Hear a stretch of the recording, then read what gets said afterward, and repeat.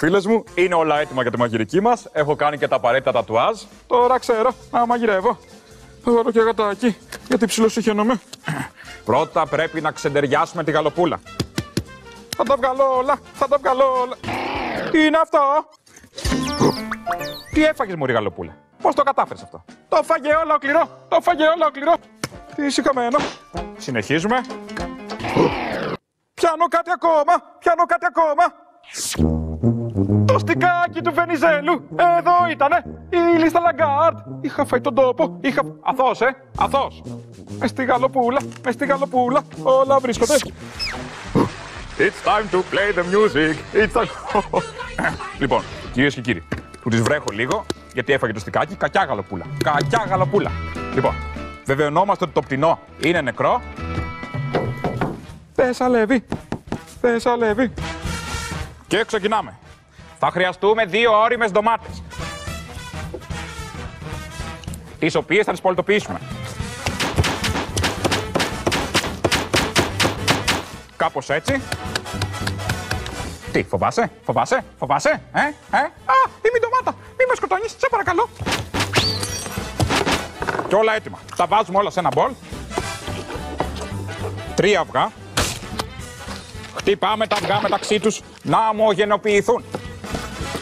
Μερικές φέτες τυρί. Προσοχή, το τυρί να είναι με ένταση. Είναι σημαντικό. Θα κάνεις αυτό που σου λέω? Θα κάνεις αυτό που σου λέω? Όχι, είμαι το τυρί, θα με κόψεις φέτες. Θέλει ένταση το τυρί. Κόβουμε το τυρί σε φέτες. Θα το μετανιώσεις, το είπα. Μπαίνει και αυτό μέσα. Μισό λίτρο γάλα. Προσοχή, χωρίς γλουτένι. Το γάλα να είναι χωρίς γλουτένι. Μες στη μ***κία μάθαμε και τη γλουτένι. Κοίτα να δεις.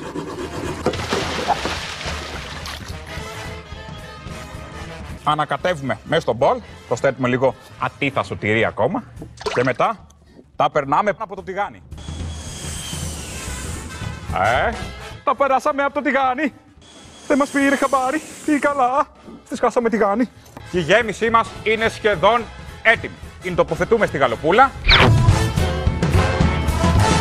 Όλα μέσα, όλα μέσα. Τι καλά. Και στο τέλος, ένα μικρό tip. Προσθέτουμε λίγο ευκάλυπτο. Μερικά φύλλα ευκαλύπτου. Του δίνει, του δίνει. Ίσα να ακούγεται, ίσα να ακούγεται. Να δω. Ο ευκάλυπτος είναι. Ακούγομαι. Ακούγομαι. Ο ευκάλυπτος ακούγεται. Τι καλά. Και τι λείπει για να γίνει η γαλοπούλα μας χριστουγεννιάτικη? Κάστανα. Έχουμε και μερικά κάστανα. Τα βάζουμε στη γαλοπούλα. Να γίνει χριστουγεννιάτικη. Και προσοχή, φίλες μου. Προσοχή, φίλες μου. Σε αυτό εδώ το σημείο πρέπει να πάρουμε τα μέτρα. Πρέπει να προσέξουμε μη μας αδειάσει η γέμιση. Γιατί τότε θα μιλάμε για παταγώδης αποτυχία. Πρέπει το πιάτο μας να έχει αρμονία και γευστικό ενδιαφέρον. Οπότε τι κάνουμε? Πάνα. Βάζουμε μια πάνα για να μην φύγουν τα υλικά. Πώς ανοίγει αυτός ο διάολος? Κατόπιν τούτου αφήνουμε το κρέας να ξεκουραστεί. Του βάζουμε και κουβερτούλα. Κοιμήσου μωρό μου, γέλα γλυκά. Θα έρθει η ώρα να σε φάμε μετά. Στα έλεγα εγώ, στα έλεγα. Θα έρθει η μέρα που θα σε βλέπουν όλοι σαν ένα κομμάτι κρέας.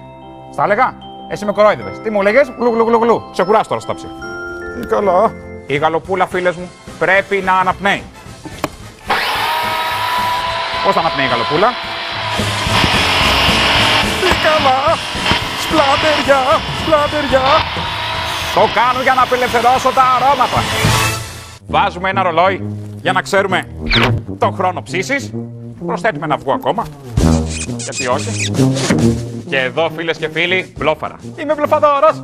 Σας παρουσιάζω την έξυπνη γαλοπούλα. Με μια απλή κίνηση και η γαλοπούλα μας δεν χρειάζεται ψήσιμο. You see. Καλά. Η έξυπνη γαλοπούλα. Δηλαδή άλλες που ζήσαν τι ήταν, χαζές? Εσύ ήσουν η έξυπνη? Άιντε τώρα. Η έξυπνη γαλοπούλα. Προσοχή στις απομιμήσεις. Και η χριστουγεννιάτικη γαλοπούλα μας είναι έτοιμη. Προσοχή, φίλες μου. Μην το δοκιμάσετε στο σπίτι. Τα υλικά που χρησιμοποιήθηκαν, καθώς και η γαλοπούλα, είναι ειδικά εκπαιδευμένοι ηθοποιοί για τέτοια γυρίσματα. Κανένα ζώο και λαχανικό δεν κακοποιήθηκε στη διάρκεια των γυρισμάτων.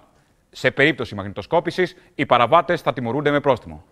Επίσης, το Υπουργείο Υγείας προειδοποιεί: η πολιτική με τσεκούρι προκαλεί σοβαρές εγκεφαλικές βλάβες. Καλά Χριστούγεννα!